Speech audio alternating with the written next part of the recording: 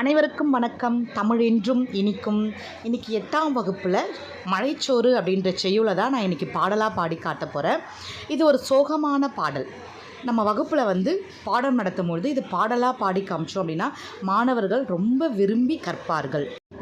வழியில மக்கரச்சி வாசல் எல்லாம் கோலம் போட்டு, வழியில மக்கரச்சி வாசல் எல்லாம் கோலம் போட்டு, கோலம் கரையவில்லை, கொள்ள மழை பெய்யவில்லை.